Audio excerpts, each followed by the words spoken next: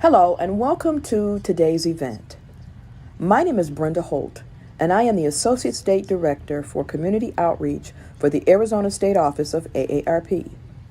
We are the nation's largest nonprofit, nonpartisan organization dedicated to empowering people 50 and older to choose how they live as they age.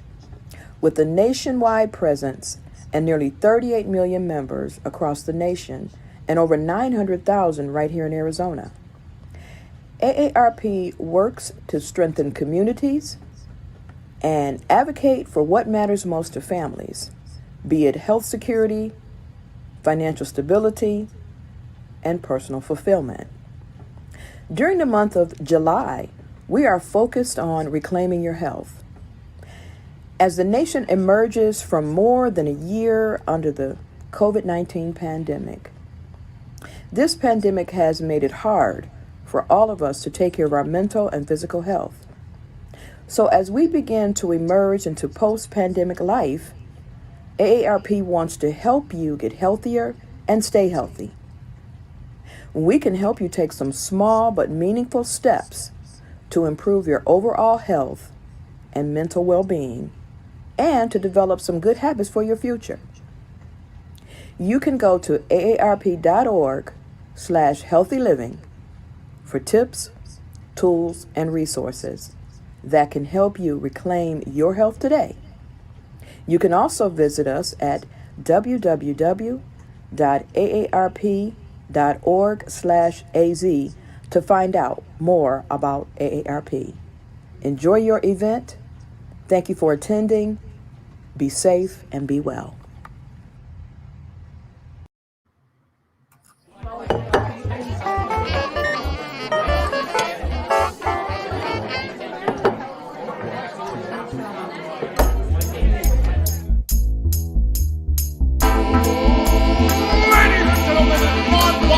Folks, welcome to the show.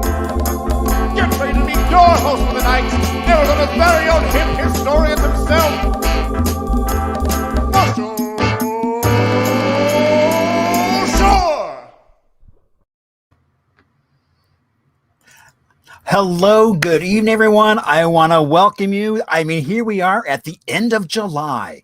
Oh my gosh. Time is moving so fast. I want to welcome you all to Arizona History Happy Hour. My name is Marshall Shore.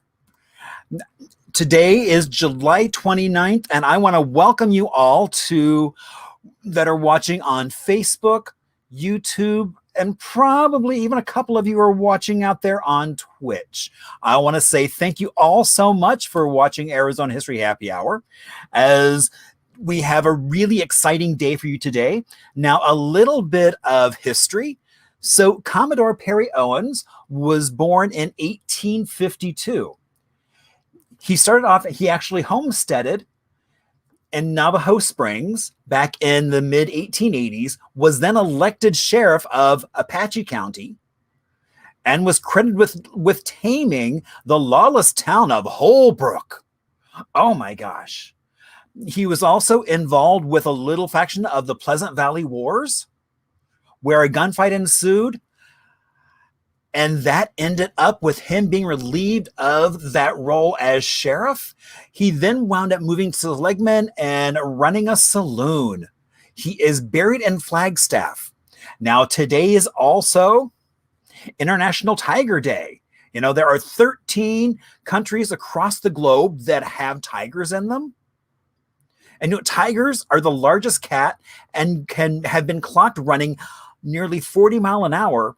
They're also the only cat that if you were to shave them, remove all that fur, you would still see their stripes. Now, it is also National Lasagna Day. And the thing I love about lasagna is you can do it with noodles. You can do it with zucchini. I've had it also with eggplant. There's so many different ways to create all those different layers and do it with friends, and then just put it in the oven and let it bake. Or I guess you could put it outside here and just kind of let it do its thing. It is also National Lipstick Day. Now, Sarah Bernhardt, an actress of the last century, was said to have created a scandal when she applied her lip rouge in public. And also during World War II, Winston Churchill was thought to have believed that that lip color boosted morale in a very positive way. So what can you expect this evening? Well, you know, it's like a little history variety show. We've got a little bit of show and tell. We have some Arizona music history. We talk about a small town. We also have trivia, as well as a special beverage created just for tonight, as well as a special guest. And we're gonna learn so much and have some great conversation tonight. Now, if this is your first time watching, you might wonder, who is Marshall and why is he on my screen? Well, I'm also known around town as the hip historian. Now, I got here about 21 years ago. I was working in a library in Brooklyn. Actually, it was a beautiful Carnegie building, and traded that for a branch of Phoenix Public Library down in South Phoenix.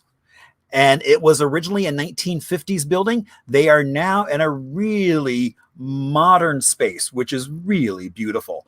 But there was a rich oral tradition of kind of how the community evolved to where it was. And so for me, that was really important, getting that history lesson. And that kind of is what spurred me on to do what I'm doing today, of just kind of sharing information and helping folks learn more about this amazing place that we're in. Now, to do that, we had to load everything we own into a U-Haul, a big orange cube. And you know, they have their International World Headquarters right here in the Valley of the Sun. Now, when we moved here, we promptly moved into a beautiful 1956 ranch.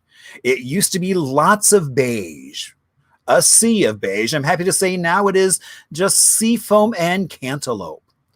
And pretty much the house is a time capsule. There is my kitchen, all that buttercream yellow tile with the matching appliances in the wall and the matching stovetop. So really try to keep it as much of a time capsule as we can.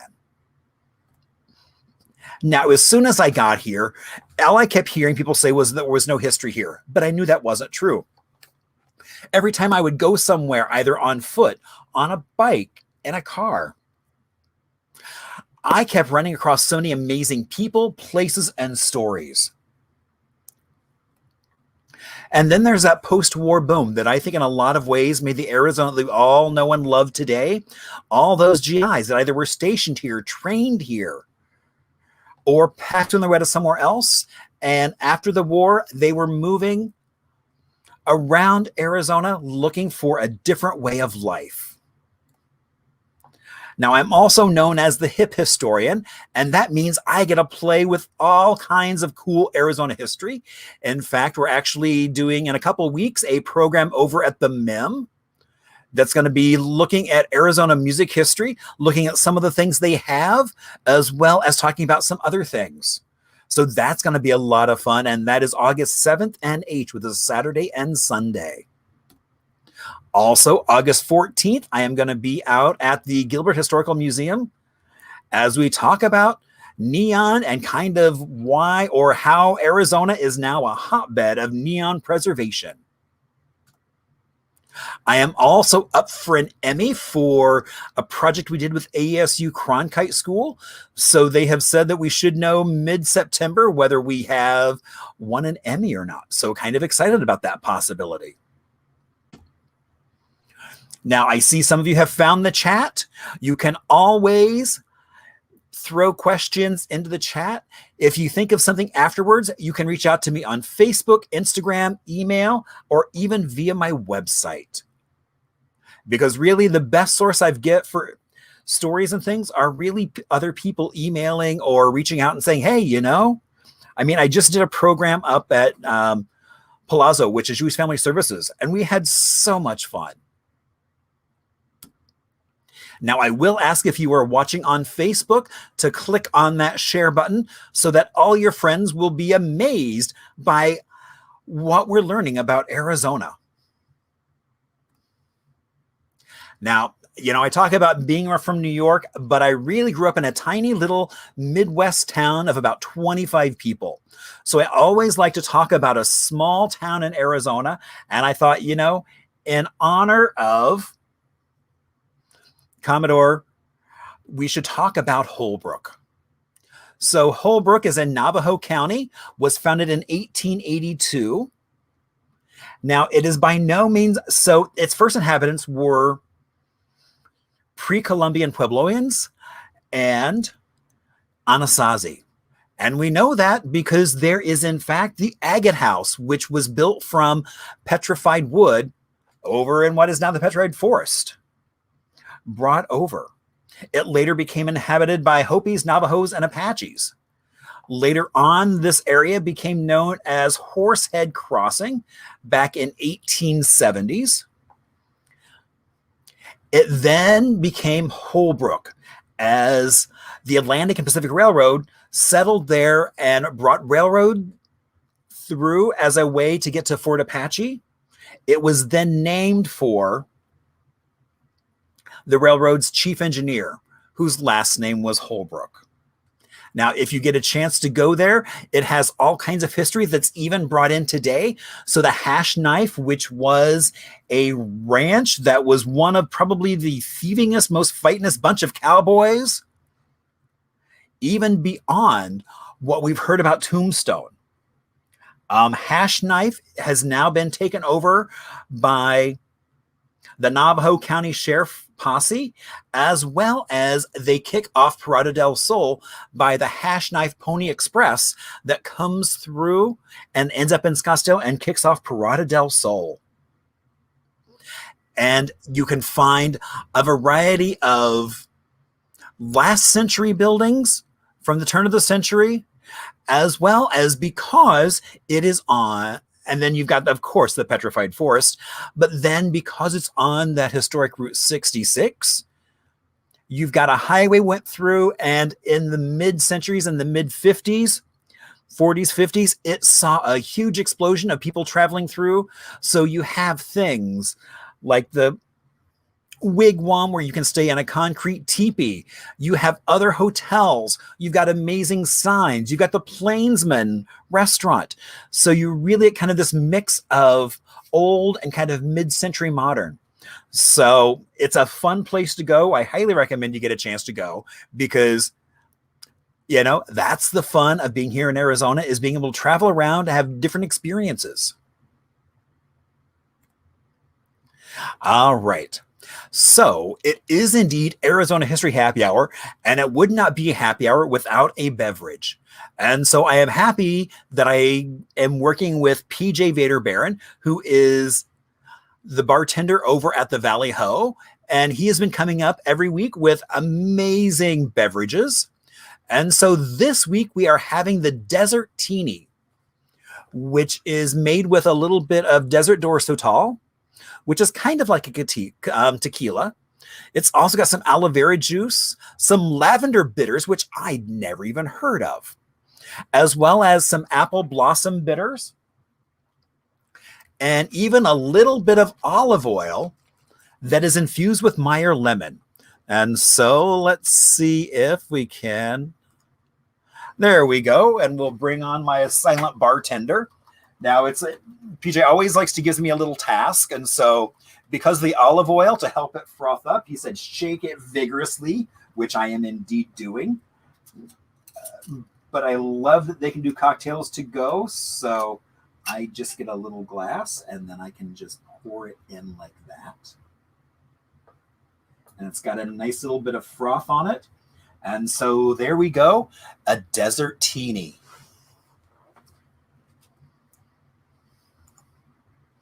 All right, so cheers.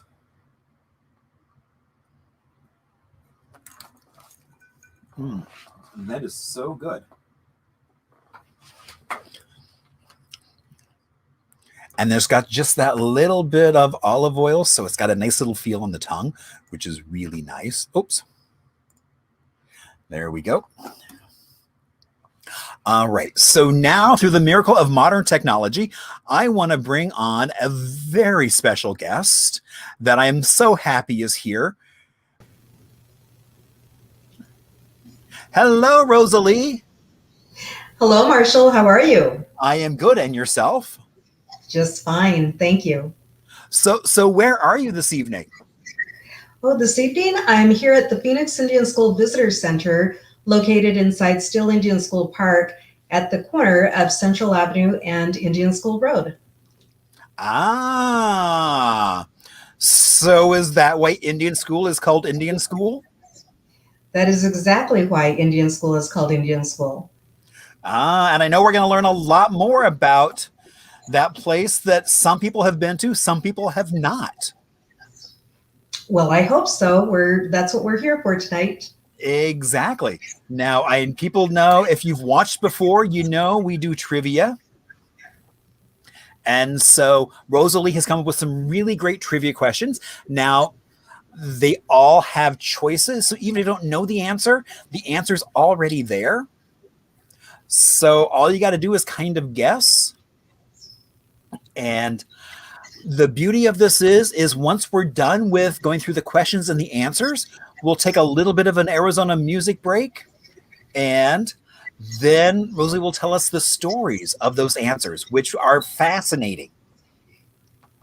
And so, all right. So, you can keep track of your answers either on a pad of paper nearby.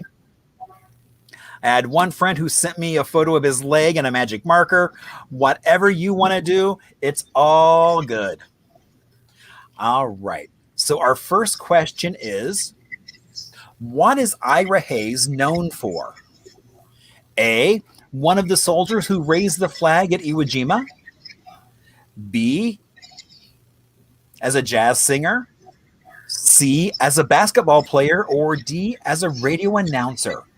So what is Ira Hayes known for?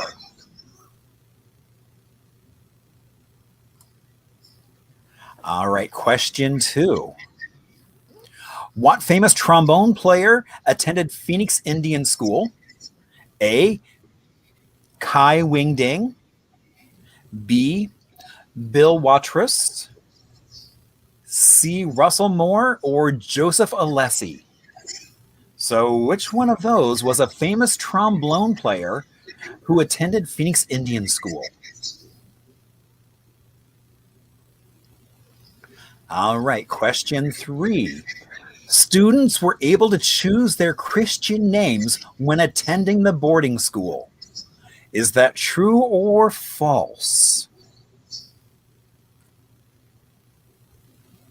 All right, moving on to question 4. Is fry bread a traditional food? True or false? While you're figuring that out, we're going to go ahead and hit that camel's hump of a question. Question 5. How long was Phoenix Indian School open? A, 67 years. B, 76 years. B, 99 years. Or D, 100 years. How long was Phoenix Indian School open? All right, coming down the other side of the hill. Which is not a tribal reservation in the Phoenix metropolitan area? A, the San Carlos Apache Indian Reservation. B, the Gila River Indian Community. C, the Salt River Pima Maricopa Indian Community. Or D, the Fort McDowell Yavapai Apache Nation? So which one of those is not a tribal reservation in the Phoenix area?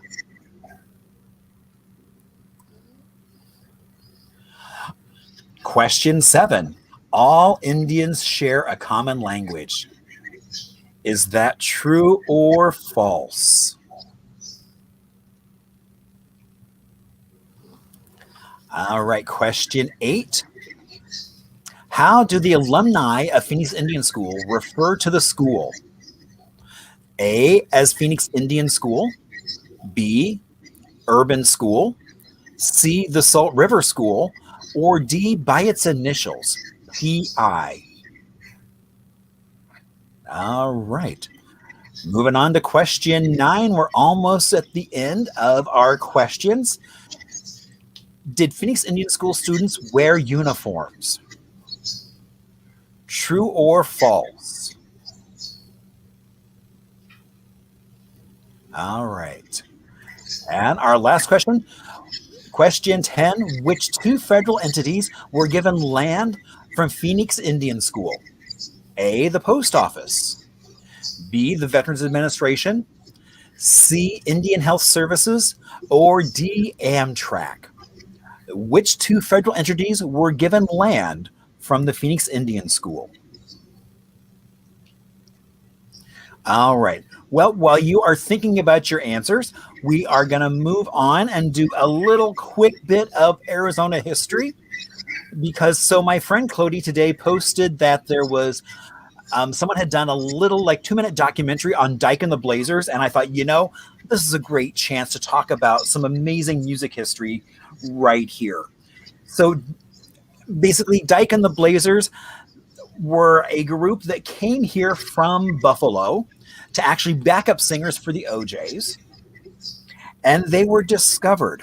They did a song called Funky Broadway that was so popular, it got picked up by Wilson Pickett and sold better than even their version of it. But one thing I think is really cool is that a lot of times people hear the song Funky Broadway and think it's about Broadway off in New York. And it really was about Broadway in South Phoenix. They have gone on and their music has been sampled by a wide variety of contemporary artists. So I'm happy to see that their legacy still does indeed live on. All right. So I know some folks are ready for some answers. And question 1, what is Ira Hayes known for, Rosalie? He was one of the soldiers who raised the flag at Iwo Jima. So he was enlisted in the Marine Corps, the United States Marine Corps. And he came from the Gila River Indian community. Ah. So what did he do beyond just being immortalized in that flag in that flag planting in the ground? Well, that was quite a bit to begin with. Yeah, indeed it was. But actually, Ira Hayes also was the soldier who actually corrected the narrative about soldiers being identified raising the flag at Iwo Jima. So the United States government had that wrong. And after Ira Hayes left the service and was farming down at Gila River in Sacaton, Arizona, one day he decided that he was going to take it upon himself to go down to Corpus Christi, Texas. So I would encourage your viewers to look at a map and look at where Sacaton, Arizona is and where Corpus Christi, Texas is. And he walked all that way and he knocked on the soldier's door.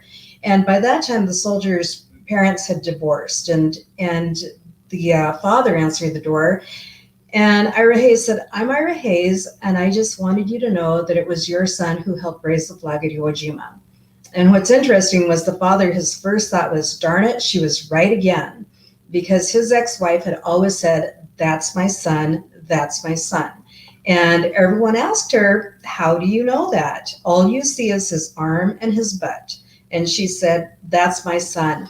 And so with that, Ira Hayes was able to correct that record, and the proper soldier was able to get credit for that. Now, you will see that in the movie, Flags of Our Fathers, and in the book. It's at the end of that book as well. So he was again immortalized by that film and by that book. Wow. What an amazing story. Yes, and that's not a story that very many people know. No, when we got together and told me that story, I mean, I knew a little bit about him. It was also, I didn't realize there was also a statue to him in Sacaton. Yes, there is a park down in Sacaton, Arizona, and his statue is in that park. Yeah, which I thought was really kind of cool. So now, I mean, I've got to get down there. So next time I'm driving through there, stop and see him. Definitely. All right. Question 2. What famous trombone player attended Phoenix Indian School? And that would be Russell Moore. Russell Moore, again, is with the Gila River Indian community. And actually, when he came to school here at Phoenix Indian, he played the trumpet. And then when he moved over to our rival school, which maybe I won't name, is when he picked up. It is a rival school. No, he went to Sherman, which is in California, and he picked up the trombone. What's interesting, if you go back to the picture of Russell Moore, you'll see him, and he's playing that trombone out the side of his mouth. Right. And that's not a typical way to play a trombone. But what happened is he had an injury, and that prevented him from playing that trombone the correct way.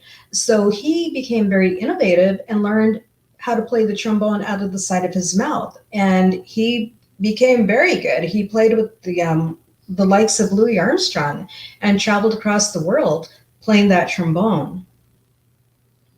Well, so was music a big part of kind of life on at the Indian school? Oh my goodness, yes. Music was a huge part.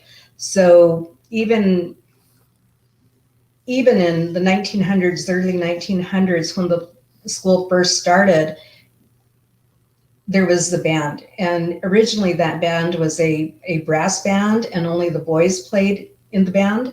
And then later on it became, a whole band, and then, girls were able to play also. Oh, but wow. One interesting thing about the band is that it was actually used as a recruitment tool.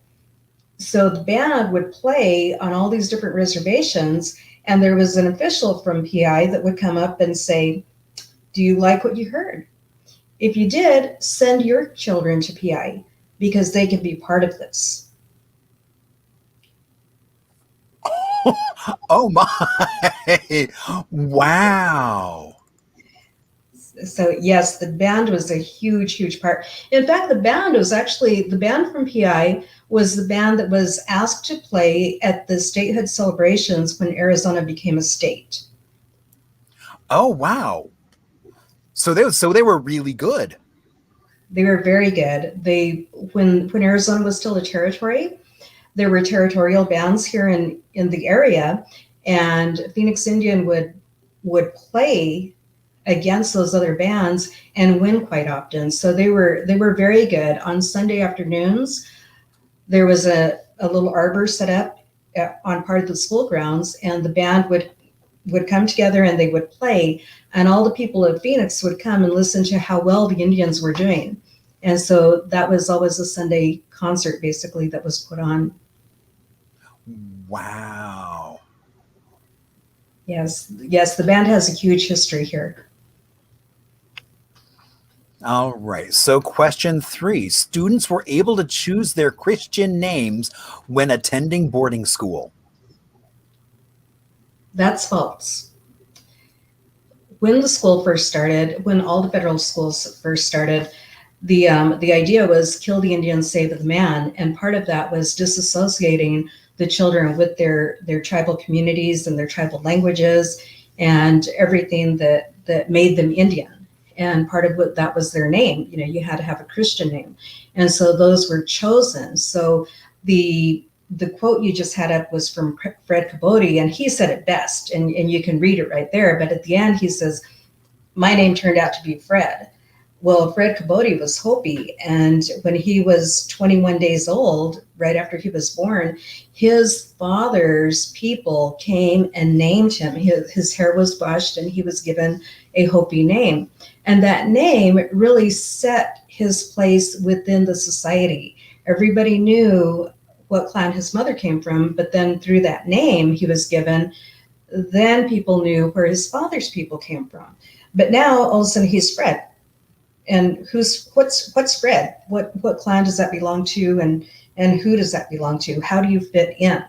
And so with those names being given, that disassociation with your tribes really hit home with a bunch of those children. Wow. And so that explains why I know when you're looking at your books, you saw so many of the same first names. Yes. And I'll tell you a funny story. I had grandfathers on both my mother's side and my father's side, and their name was Ira. And I never associated that name with any type of people or anything until I was well into my 20s. And it turns out that that name, has its own origins, and people in regular society, Western society, knew that. And I didn't know that because both my grandfathers were Hopi and they had that name Ira. So that was that was really surprising to me that it wasn't like John, that had a specific connotation, that name did. So I learned something even as a later adult. You're never too old to learn. That's the fun. Exactly. All right. So is fry bread a traditional food? So the answer to that is false. Fry bread is not a traditional food. Fry bread is actually a resilience food. So as these Indian wars were happening, as these boarding schools were being created, as this kill the Indian, save the man mantra was coming across the United States, the food sources for Native people was being taken away.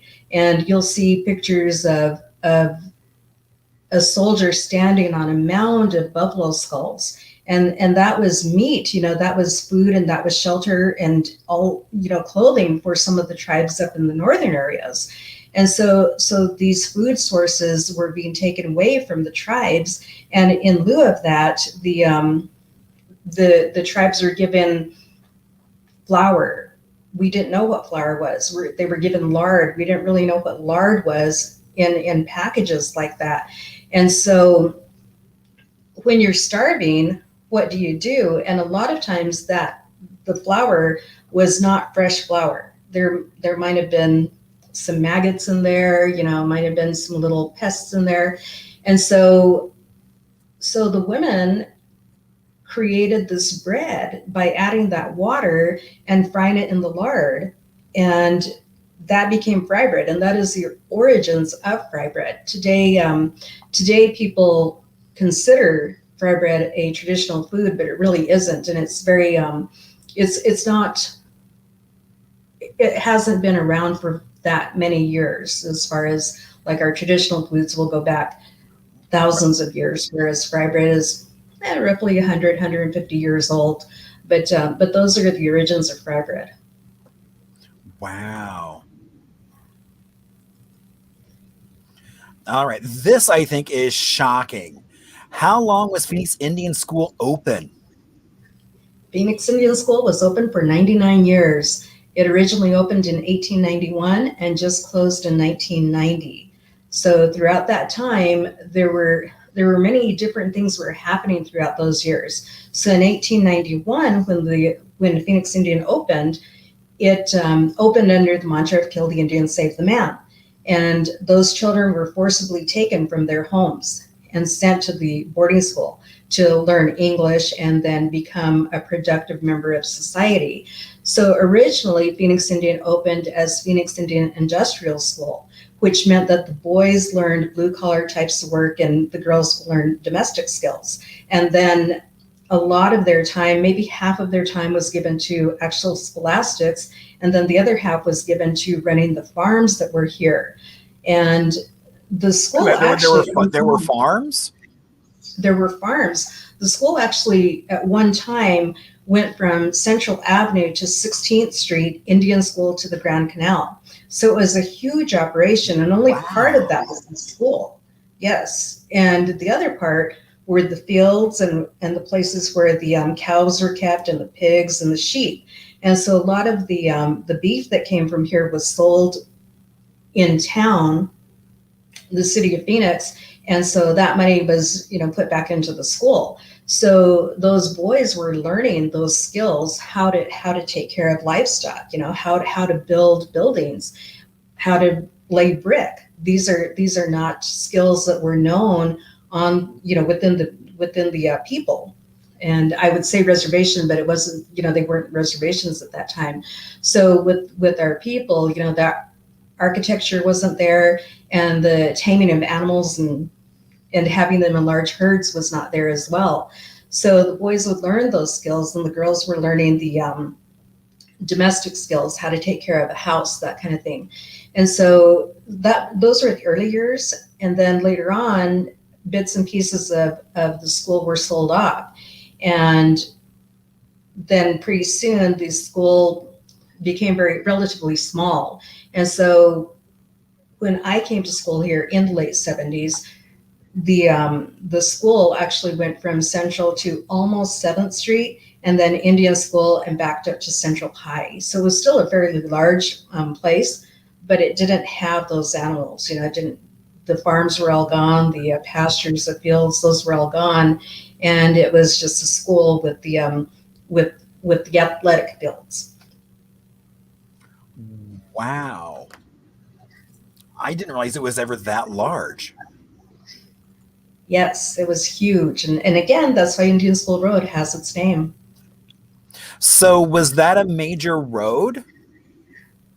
Or was it just for the school, or was it a city road?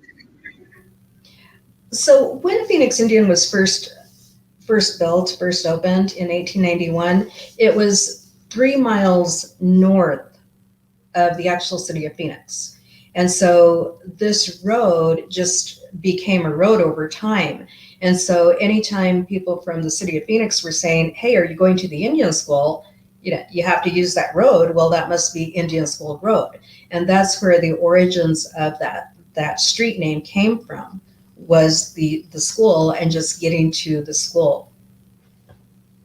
Ah. All right. So which of those lists was not a tribal reservation in the Phoenix area? And it is the San Carlos Apache Indian Reservation. So it means all here are the other reservations that are in the Phoenix metro area. Yes, and if you don't know, again, consult a map, because you'll see where the Gila River Indian community is. You'll see where the Salt River Pima Maricopa Indian community is, the Fort McDowell Yavapai Apache Nation, the Akchin Indian community, the Yaqui tribe has a small reservation. Really, oh my goodness, I've blanked. Near Tempe in that area. So it's a small reservation right there, but there are reservations surrounding the Phoenix metropolitan area. And indeed there are. And I think many of them have museums. And so if anyone's interested, you should call those tribes and see what their hours of operation are. I didn't even realize that. Yes. All right. Well, I now have a new hit list of people to call and say, hey, what are you doing? Exactly. Thank you for that. Yes. All right. So question 7. All Indians share a common language. That would be false.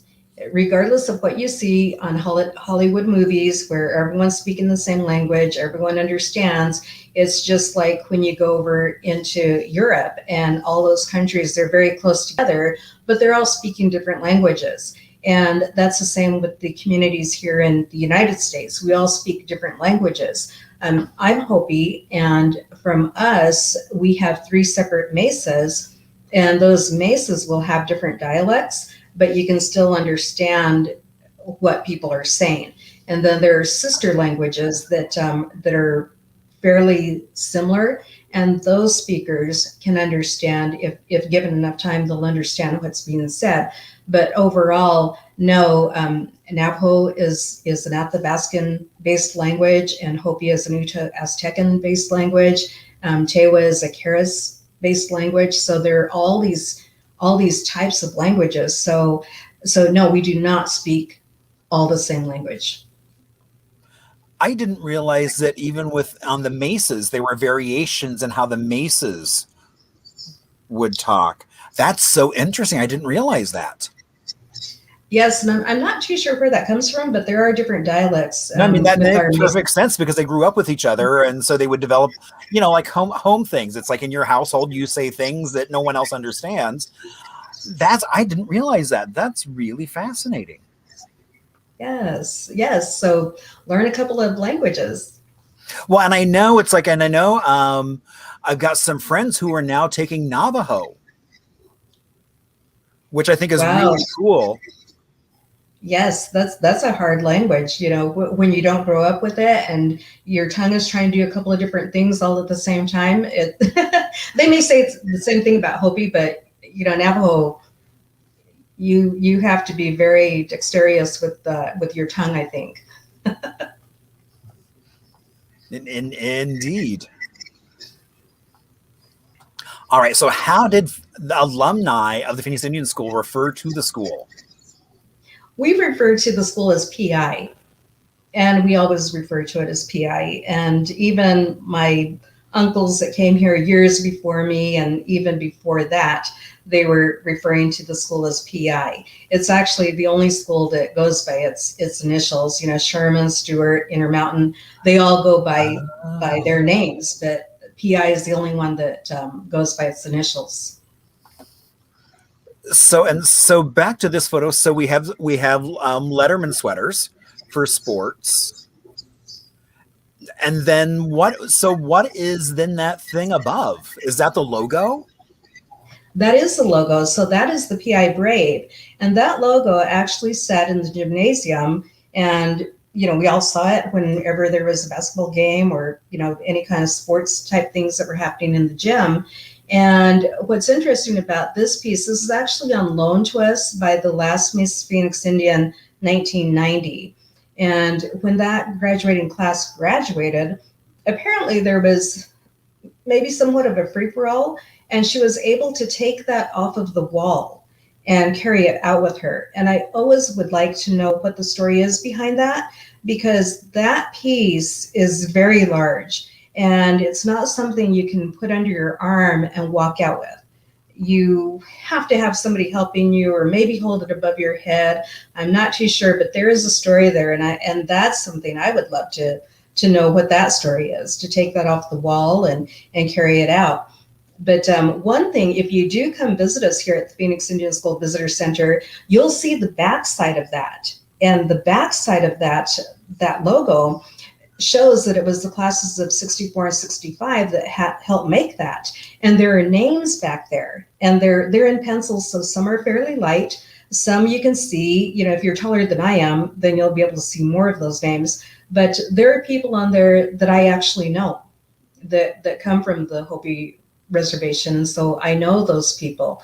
And then there are others that we looked up in different yearbooks and saw their pictures. So that's a really, really neat piece of history to have here. Indeed. Yeah, no, it was fun to take a look at. Yes. All right. So question 9, did Phoenix Indian School students wear uniforms? So that actually is true and false, because again, early on in the 1891, early 1900s, when that forced assimilation was happening and those children were being taken away from their families, then that idea of kill the Indian, save the man also called for their hair to be cut and for their traditional clothing to be taken away and for military uniforms to be worn.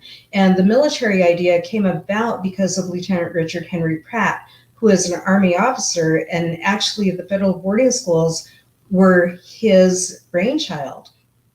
So again, under Kill the Indian, Save the Man, it was mandated that all children wore uniforms. And there are pictures here in the gallery of children who came in wearing their traditional clothing. And then the next picture is of those children in military uniforms, leather shoes, little hats, and in some cases guns, because early on, the younger boys would carry wooden guns and the older boys would actually carry rifles.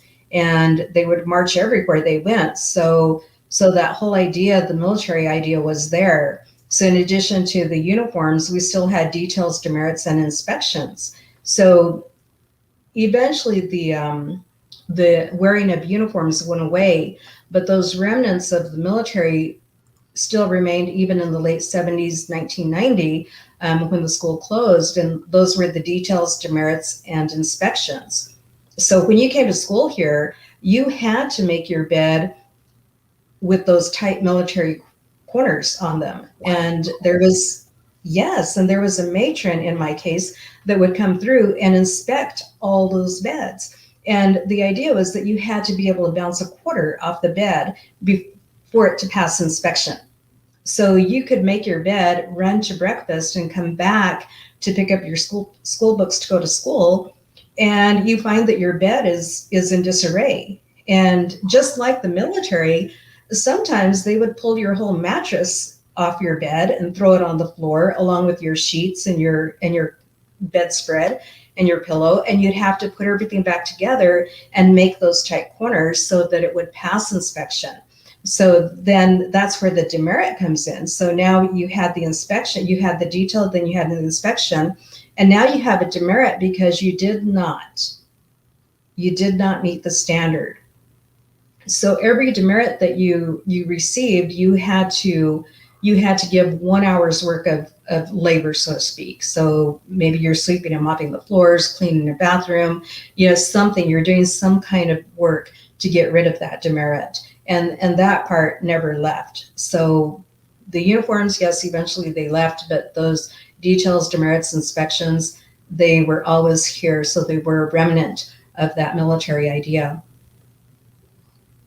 Well, so with children coming from across the state, you would have tribes. Now, I mean, suddenly it's like your bunkmate might wind up being from another tribe. Yes. So not only across the state, but across the nation. So the federal boarding schools would take children from all tribes across the nation. And so you're correct. You might have a roommate that traditionally, historically, those tribes did not get along.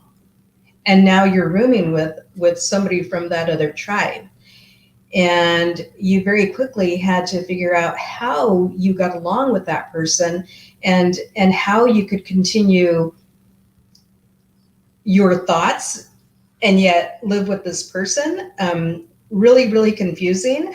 And you're young. Remember, again, in the early years, children as young as 5 came to school here. And you're still fighting with that, but you're somebody I don't get along with. And yet here we are together.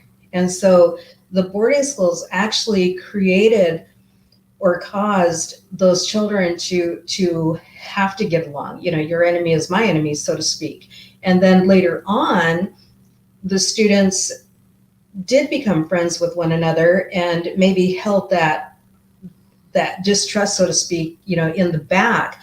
But one of the unintended consequences of the federal boarding schools is that these students became friends and then later became leaders of their tribes. And when they became leaders and they knew one another from boarding school, they were actually able to get together and do better things for the betterment of multiple tribes as opposed to one tribe.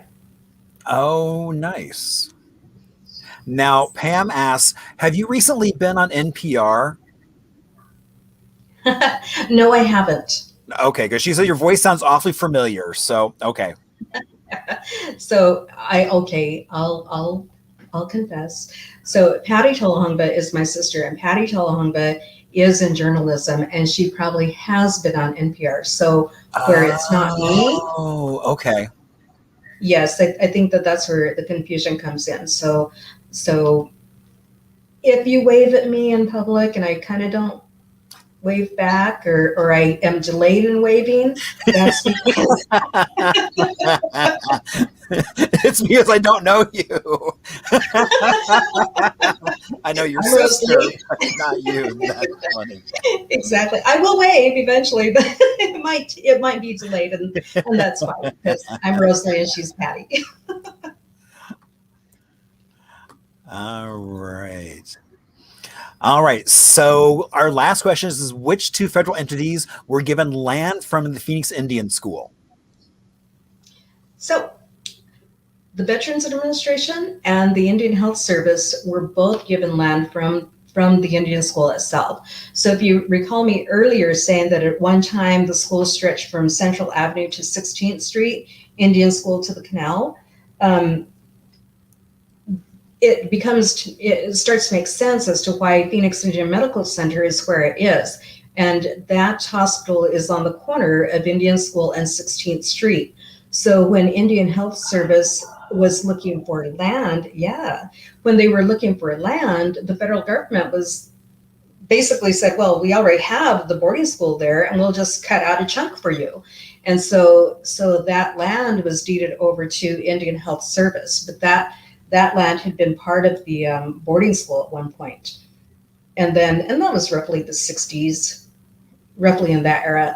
Okay. And then the Veterans Administration, the same thing. They wanted a place for the veterans. And so again, the school was still, quite large. And so again, the federal officials said, hey, well, we have this boarding school property. We'll just carve out a piece for you as well. And so if you look back in maps in the late 1970s, the VA did not go as far as it does today. So right now, today, the VA comes right up to 3rd Street. Well, in the late 70s, 3rd Street was an entryway into the old Indian school.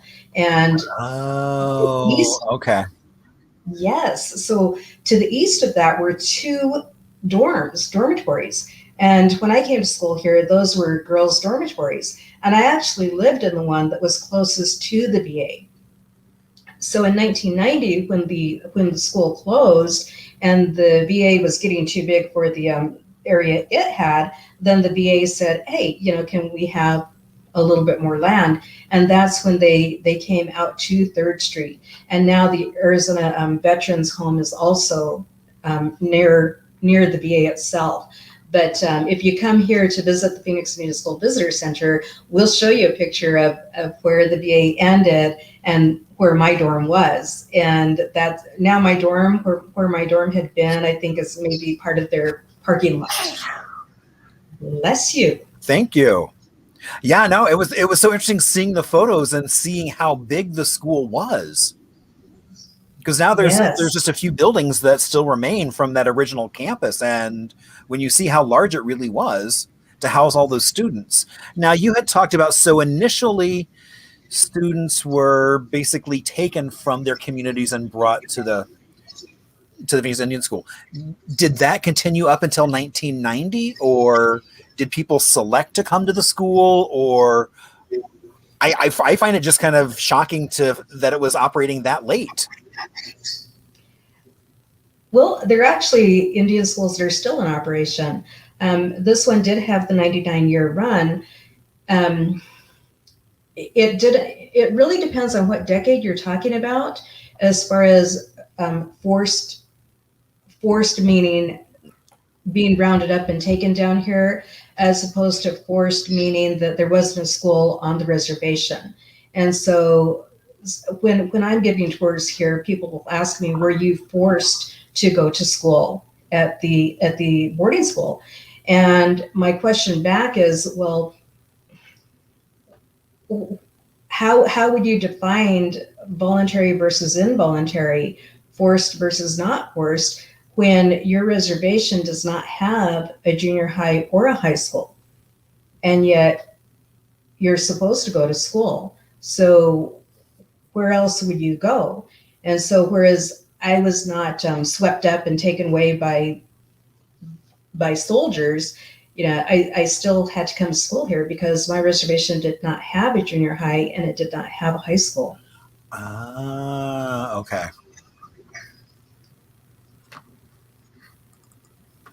So when people are already starting to post how they did, I always tell them, it's like, it's not how well you did or didn't do on the quiz. It's more about, now we know the answers and have a lot more information about Arizona than we did when the evening started. So when can people come visit the museum? So typically we are open Monday through Friday, roughly 9 to 5 p.m. We do have rental space in here, and so sometimes when there's an event happening, then the gallery won't be open. So the best thing to do is either call us or email us and schedule an appointment to come in, and then that way we can give you the time that you need, to take that tour and to talk and to answer questions that you might have. Well, yeah, because I mean, I think when we initially met, it's like, oh, this will be a quick thing. And then we started just sitting down talking and walking around looking at things and asking questions. And I mean, it was really fascinating. Yes, that happens quite often. We'll have people come in and just the discussion, the story. I mean, you're talking about telling a 99-year history. And can you really do that in 10 minutes? Yes, you can, but you're not going to get in-depth information.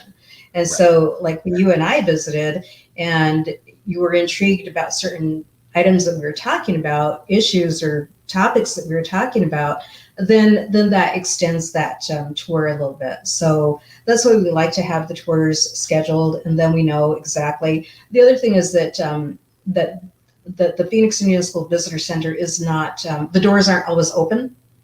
So we're in here, and if you come up to the door, it's probably not going to be unlocked. And so again, if you have that appointment, then that's just a lot better for you. You're not disappointed. If we're doing something in here because our staff is very small, we might not be able to accommodate a walk-in tour. There is the second Saturday in October where we have an open house that follows the Native American Recognition Days parade. Yes, so the open house, we literally open the doors and anyone can come in and take a look and take a tour or just visit. And so the alumni of Phoenix Indian always come to that event, and just to see the old building. That's not something we talked about. So this building has a large history. In 1931, it was built as the grammar school, and then after the schools on the reservations, after the schools on the reservations were being built, elementary schools on reservations, you'll hear them referred to as day schools. And that differentiated from the boarding school in that you only went to school during the day and were able to come back home and sleep at night. So originally this was the grammar school, and it held children, housed children, taught children up until roughly 5th, 6th grade. So there were 6 classrooms in here. And then after it closed as grammar school, then it reopened as part of the Navajo Nation education system. So that education system was for adult Navajos that didn't speak English. And so they were taught down here. And when that closed, then it became the music room. So the band and then the choirs were housed in this building. And then later on, there weren't any more choirs here. Maybe they didn't have teacher, maybe people weren't interested in the choir. I'm not too sure why the choir stopped, but they did. And then it became known as the band room. So its last iteration during the Indian school or the boarding school time was the building was known as the band building. And now it's known as the Phoenix Indian School Visitor Center. So there are a lot of iterations just in this building itself. So when we have the alumni come, it's always funny because we used to do tours and talk about the band building, but then the choir people would stomp their feet and say, that was the music room. We haven't had anyone stomp their feet and say, that was a grammar school.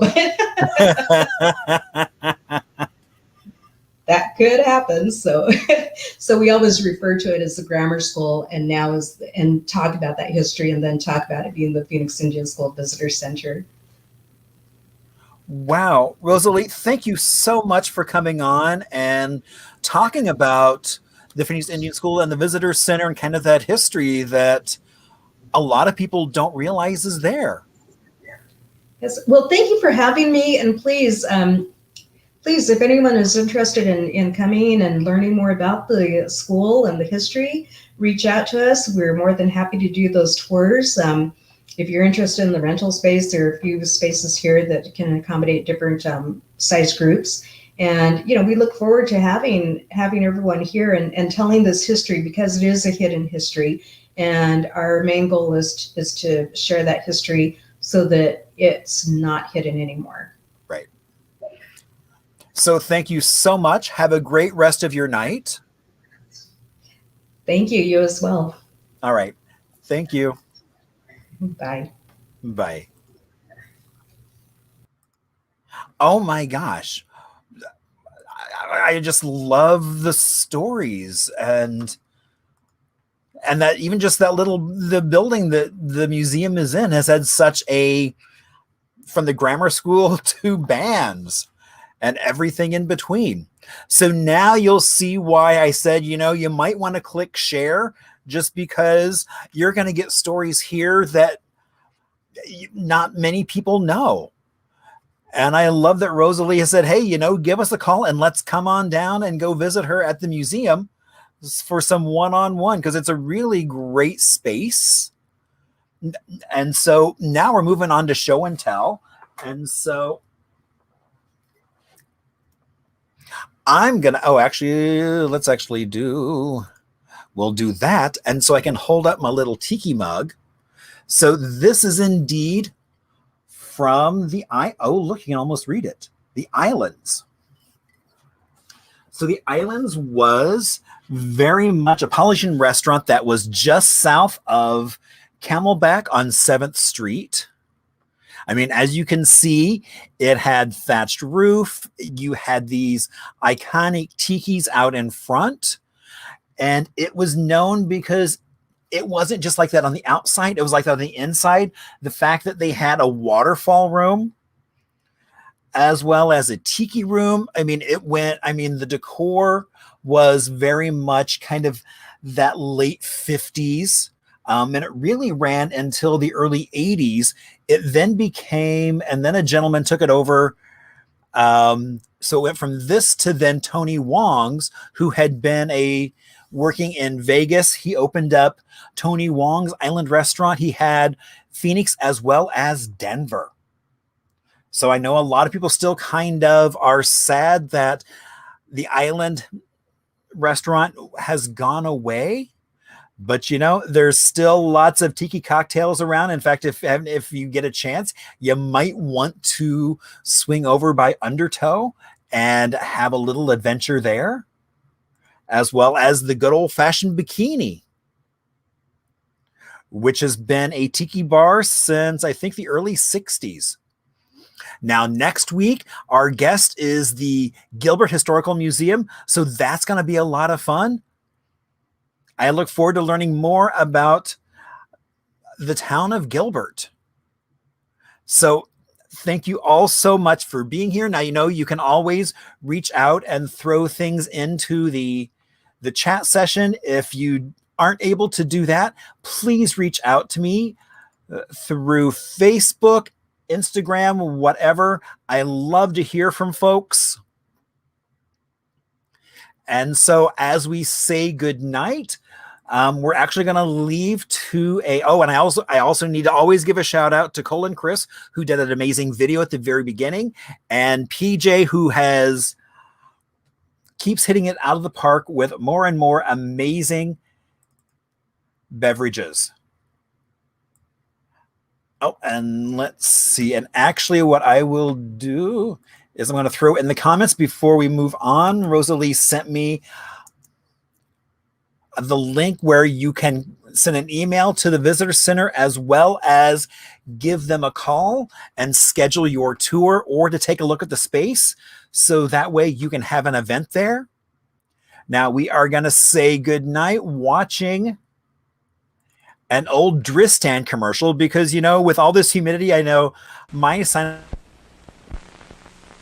When hay fever pollen invades your sinuses, brings runny nose, watery eyes, take Dristan. Dristan's like sending your sinuses to Arizona. Yes, Dristan's like sending your sinuses to Arizona. That is, Dristan helps you breathe free and easy, as if you were far away from pollen or allergy irritation. Yes, Dristan's like sending your sinuses to Arizona. Helps dry, runny nose, itchy, watery eyes. You see, Dristan tablets shrink swollen, congested nasal and sinus passages which cause runny nose and watery eyes. So you breathe free and easy fast.